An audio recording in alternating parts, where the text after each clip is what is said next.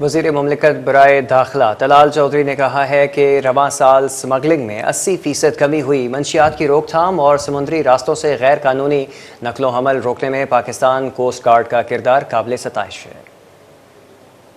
Pakistan coast guard ملک بھر میں اعلیٰ اقدار کا حامل ایک نہایت جرری قابل ستائش ادارے کے طور پر پہچانا اور جانا جاتا ہے، جس نے ہر میدان میں نہایت اعلیٰ کارکردگی، شجاعت، جوش و جذبے کا مظاہرہ کیا۔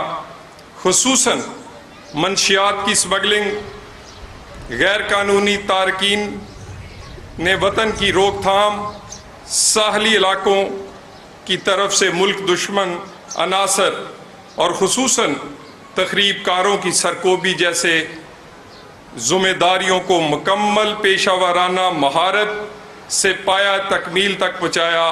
پاکستان کوسٹ گارڈ کا یہ سرمایہ افتخار ہے۔